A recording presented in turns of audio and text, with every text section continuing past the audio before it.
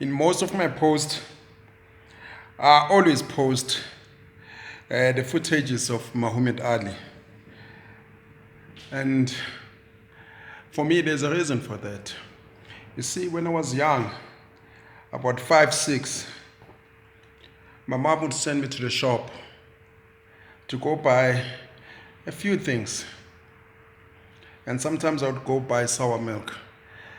And the container of the sour milk will have 2 people that were famous at the time.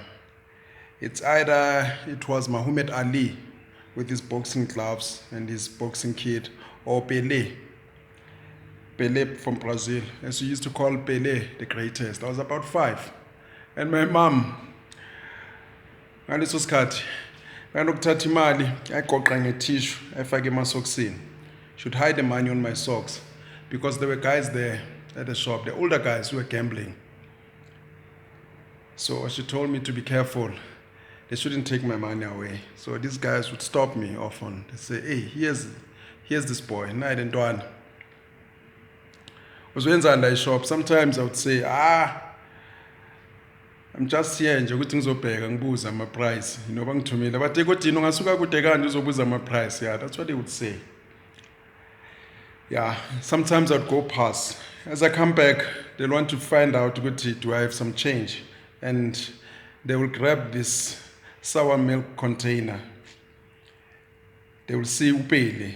They will celebrate and say, hey, Pele, or Muhammad Ali. We used to call him Ali Muhammad, the greatest. And they will just let me pass. Everybody loved Muhammad Ali. Pele and Michael Jackson. Those were 3 figures that were very popular amongst the black community. That was the 70s. Michael Jackson was not yet there at that time, because it was before the years of Thriller. Pele was already there because he had won the World Cup. And remember, why we love these icons like abantu abafana nabo Pele, it's because we, as an African continent, as South Africa, we were not there. We were isolated. And we could not participate in global sporting codes or global politics. So we saw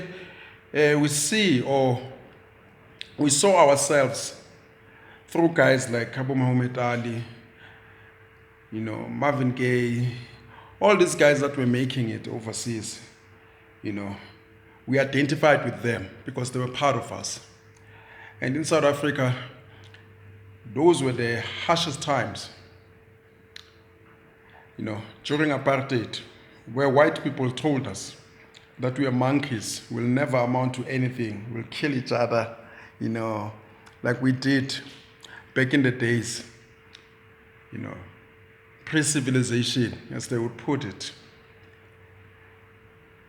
They were not reflecting our stories because, remember those days, we didn't know about Nubia. We didn't know about Hannibal, a black man who conquered Europe, including the Roman Empire. We didn't know about Guy Fawkes, the King of Scotland and England, a black man. We didn't know that Ireland, Russia, China, all these continents were founded by black people, ruled by black people for years.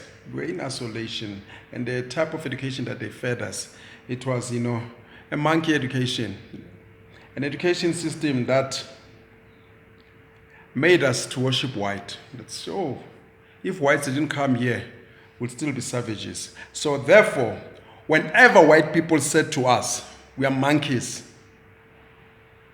we are good at nothing, we said, here's Muhammad Ali. Here's Michael Jackson. Here's Pele. And what I like about Muhammad Ali, Pele, Michael Jackson, they were the first, not the first black. Like some fools today will brag about being the first black. I hate when people say I'm the first black in doing this. Are you anti-black? Why are you competing against your own people? Be the first across the board. Michael Jackson was the bestseller, record breaker, across the board. He made his people proud.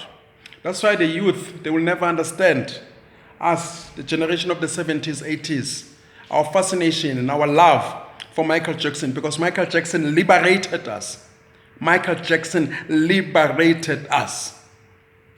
We said, here's a black man. The best seller, best crowd, best video, best everything. Here's a black man. Because we didn't know about our history then. In Egypt, ancient Egypt, Greece, the so-called Middle East, which was East Africa, China. We didn't know our civilization in Mexico. We didn't know about Mansa Musa. We didn't know about the Dogon people. We didn't know about the pyramids in Mexico, the pyramids in South America. Today we are told that the Mayan built those things. Our civilization, we didn't know. We saw a black man standing on top of the world saying, I am the greatest. That was Muhammad Ali. He was black. And he said, I am the prettiest champion. And we are told that we are monkeys. Our noses are big and everything is negative about us. Here's a black man who stood up and he said, I'm the greatest of all time. And all times. He is the greatest. Even today, the only black man.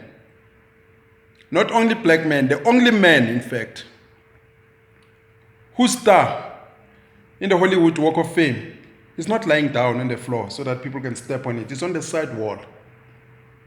He demanded respect and he got it. So we didn't know about our legends, Nina Simone, Aretha Franklin, Billie Holiday,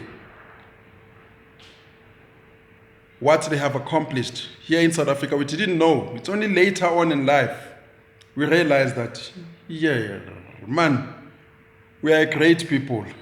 And we started identifying with those of us all over the world, those of us who've liberated us.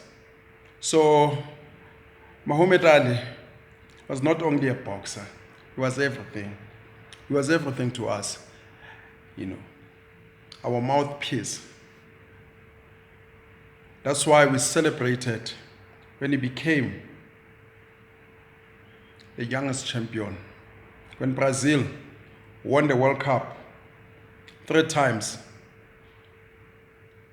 led by the greatest, PELE, was black as ink. Which, as you know, that team was black as ink. We celebrated. And it took them 20 years after the years of PELE to win another World Cup. And they had to bring all these stars again because they went back into that white team. Look, civilization is a development of mankind, including white people. Everybody contributed to civilization. What I'm against, it's when our contribution is erased, when our history is erased from the pages and the commentaries of history.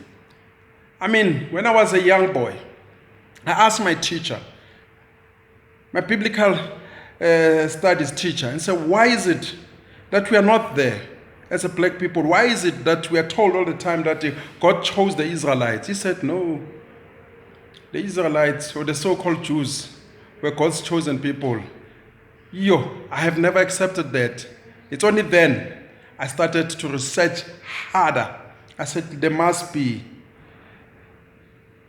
some propaganda and there must be some truth hidden somewhere. I never rested until I found out that. And I realized that there were no chosen people.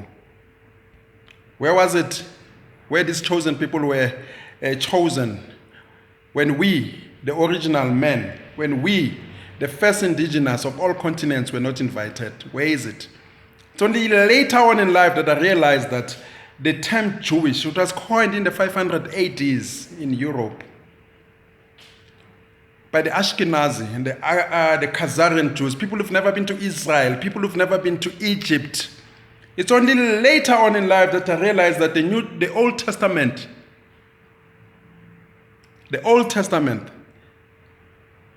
actually, let me tell you this, let me turn it around. The New Testament is older than the Old Testament. The New Testament is older than the Old Testament because the New Testament was coined by the Flavians, the Romans, Titus, Vespasian, around 70 AD or 40 AD to 70 AD. Later on in life, the so-called Jewish guys, the guys who had nobodies in Europe, they wanted to be a dominant force because there was already Rome then. The Muslims were already rising. They wanted to be a dominant force. These Ashkenazi Jews, when they came out from the mountains of Europe, they adopted our religion in Africa. They predated themselves and incorporated themselves or superimposed themselves into our history.